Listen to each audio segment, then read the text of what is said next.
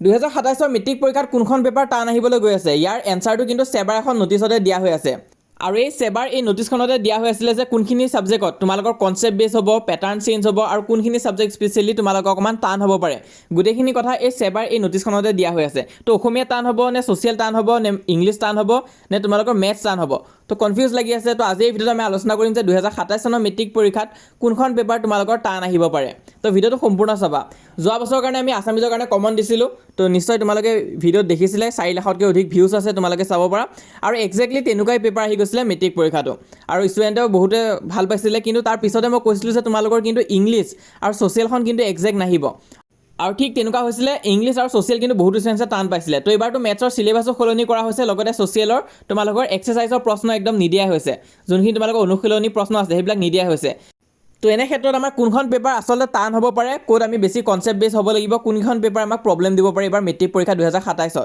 তো বহুতো ইউটিউবাৰে তোমালোকক ক'ব যে 2023 আসামিজ টান আহিছিলে 24 ম্যাথছ টান আহিছিলে 25 তোমালোকৰ সোশ্যাল সায়েন্স টান আহিছিলে তো সেইটো কাৰণে তোমালোকৰ 26 যেহেতু ইংলিশ টান আহি গ'লগৈ তেনেহলে 2027 তোমালোকৰ নিশ্চয় সায়েন্সখন টান আহিব বা ইলেক্টিভ সাবজেক্ট টান আহিব তেনেকুৱাকে তোমালোকক নিশ্চয় ক'ব আৰু তোমালোকে যদি এনেকৈ ভাবি আছা তেনেহলে এইটো হৈছে তোমালোকৰ ভুল ধাৰণা কাৰণ এনেকুৱা নিচিনা কেতিয়াও নহয় এটো একদম লজিকটো শুদ্ধ নহয় যে তোমালোকৰ 2027 সায়েন্সখন টান আহিব বা ইলেক্টিভ টান আহিব কাৰণ ইয়াৰ প্ৰমাণ তোমালোকে সেবাৰ এই নোটিছখনতে পাই যাবা যোনখন আজি এই ভিডিওটো আমি আলোচনা কৰিম তো যিসকল ষ্টুডেণ্টছে আমাৰ এই চেনেলটোত প্ৰথমবাৰৰ বাবে আহিছা তোমালোকে চেনেলটো সাবস্ক্ৰাইব কৰি থৈ দিবা কিবা ডাউট বা কনফিউজন থাকিলে মোক কমেন্ট বক্সত জনালেই হ'ল আৰু লগতে যদি ভাল ৰিজাল্ট কৰিব বিচাৰিছা 2027 চনৰ মেট্ৰিক পৰীক্ষাত তেনেহলে আমাৰ এই চেনেলটো তোমালোকে সাবস্ক্ৰাইব কৰি দিবা বেলেগ একো নালাগে সাবস্ক্ৰাইব কৰিবা আৰু যিসকলে অলৰেডি কৰি থৈছা সাবস্ক্ৰাইব ভিডিওটো এটা লাইক কৰি দিবা কাৰণ আমাৰ সহায় হ'ব বাকি মই যিমান পাৰো তোমালোকক সহায় কৰি যাব চেষ্টা কৰিম মুঠতে এই সাপোৰ্টটো তোমালোকে কৰিবা আৰু সাবস্ক্ৰাইব কৰি দিবা তো আহা ভিডিওটো আমি আৰম্ভ কৰোঁ তো এই যোনখন নোটিছ আছিলে এখন কেতিয়া আহিছিলে এখন তোমালোকৰ 26 এপ্ৰিল 2024 তে আহিছিলে পুৰণা নোটিছ হয় কিন্তু ইয়াৰ মতে এতিয়ালৈ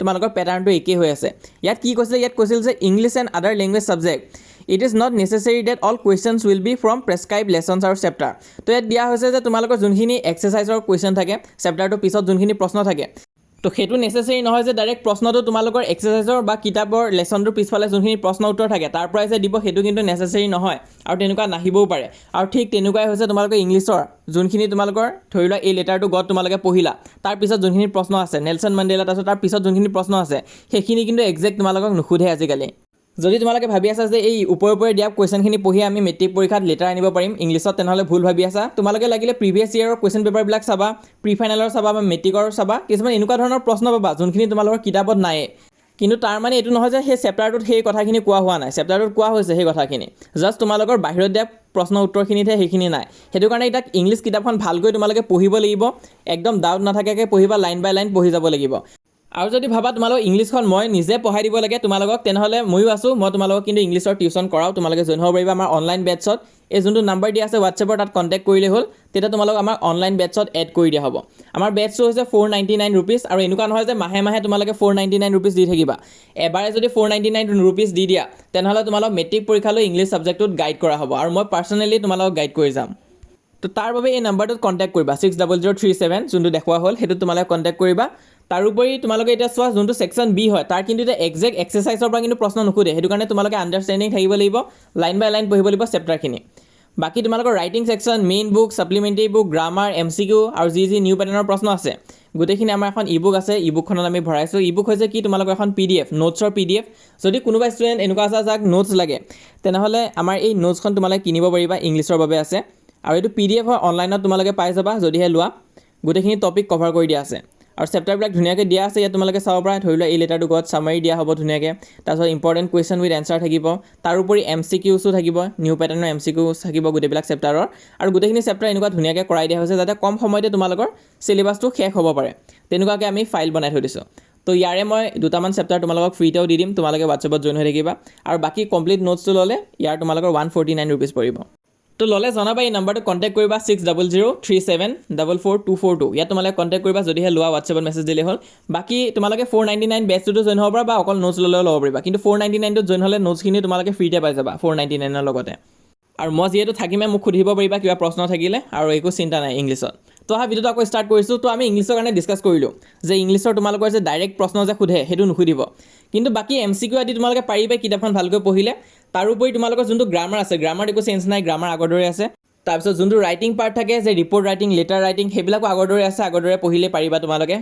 লেটাৰ ৰাইটিং কেনেকৈ কৰিব লাগিব তাৰ ওপৰত আমি এটা ভিডিঅ' দি থৈ দিছোঁ, সেইটো ভিডিঅ' চাবা। তোমালোকৰ মেট্ৰিক পৰীক্ষা 3-4 নম্বৰ গেৰাণ্টি পাবাই তোমালোকে। আমাৰ চেনেলত সেই ভিডিঅ' দিয়া আছে, তোমালোকে চাই ল'বা। তো লেটাৰ ৰাইটিং কেনেকৈ কৰিব লাগে জানি থ'লে তোমালোকে 3-4 নম্বৰ মেট্ৰিকত পায়ে যাবাগৈ। তো এতিয়া আমি আহিছোঁ ছায়েন্স আৰু মেথছ কেনেকৈ পঢ়িব লাগিব। ইয়াত চোৱা, ইয়াত কিন্তু ছায়েন্স আৰু মেথছৰ কথা এটা দিয়া আছে যে কনচেপ্ট বেছ হ'ব বস্তুবিলাক, আৰু কৈছে যে ডাইৰেক্ট তোমালোকৰ প্ৰশ্ন থকা কুৱেশ্যন নুসুধিব। তো সেইটো কাৰণে ইয়াতো কিন্তু তোমালোকৰ অকল এক্সাম্পল আৰু এক্সাৰচাইজ চালে কিন্তু কাম নহ'ব, সেইটো মই কৈ আছোঁ। কাৰণ তোমালোকৰ এক্সাৰচাইজ আৰু এক্সাম্পলৰ প্ৰশ্ন চালে নহ'ব। এতিয়া তোমালোকৰ নাম্বাৰখিনি চেঞ্জ কৰি দিব পাৰে অকণমান, কিন্তু ফৰ্মুলাখিনি জানিলে তোমালোকে নিশ্চয় কৰিব পাৰিবা। এটা ভয় খাব নালাগে মেথছ আৰু ছায়েন্সৰ কাৰণে।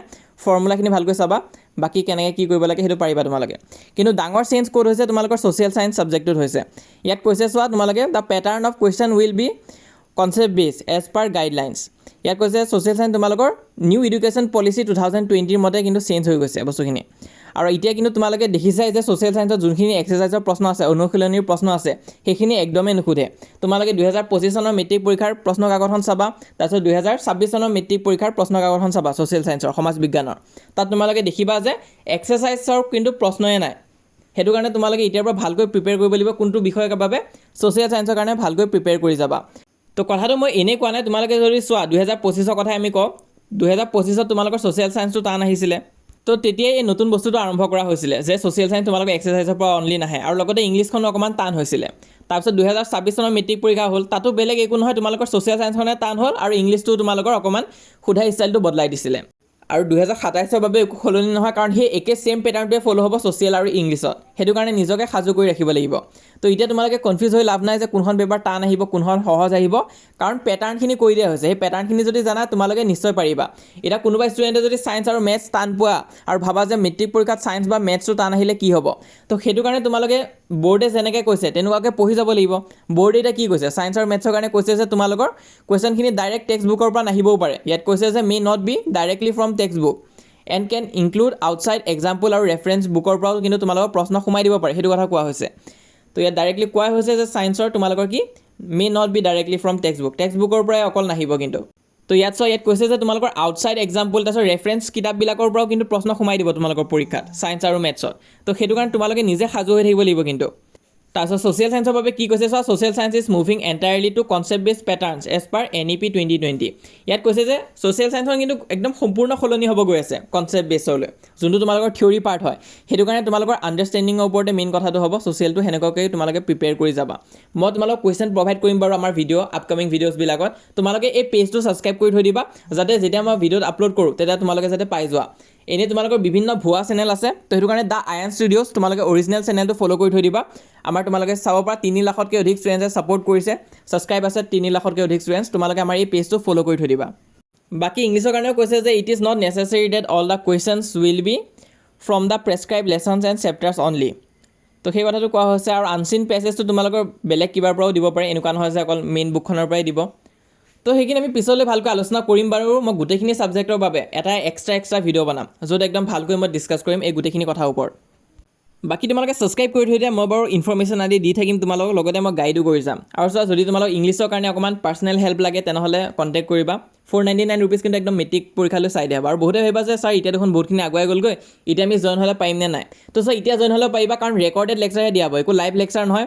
বহুতো ষ্টুডেণ্টে কি হয়, কোনোবা কৰ্চত সিহঁতে জইন কৰে, পিছত লাইভ লেকচাৰ দিয়াৰ কাৰণে লাষ্টত কি হয়, সিহঁত ৰৈ যায়গৈ, বাকীবিলাক আগত যায়গৈ। তো ইয়াত তেনেকুৱা নহ'ব, ইয়াত ডাইৰেক্ট তোমালোকক মই টেষ্ট ষ্টাডিও লৈ থাকিম, আৰু কিবা নোৱাৰিলে তোমালোকে মোক ডাইৰেক্টলি সুধিবও পাৰিবা। বাকী ফ্ৰীতে মই ইউটিউবতো দি থাকিম, সেইটো চিন্তা নকৰিবা। ইউটিউবতো মই ৰিভিজন চিৰিজ এটা ষ্টাৰ্ট দিবলৈ গৈ আছোঁ। তো এইটো হৈছে নম্বৰ, তোমালোকে কণ্টেক্ট কৰিবা হোৱাটছএপত। তো ইংলিছৰ কাৰণে চিন্তা নাই, ইংলিছ তোমালোকৰ ভাল হ'বই 2027ত, পেপাৰ যেনেকুৱাই নাহক কিয়। আৰু কথা যোনটো হৈছে যে পেপাৰ টান কোনখন আহিব, ইংলিছ আৰু ছ'চিয়েলখন ভালকৈ প্ৰিপেয়াৰ কৰি থৈ দিবা। বহুতো ষ্টুডেণ্টছে এইবাৰ টান পাইছিলে, আৰু 2027তো কিন্তু ছ'চিয়েল আৰু ইংলিছখনৰ বেছিকৈ অহা চান্স আছে।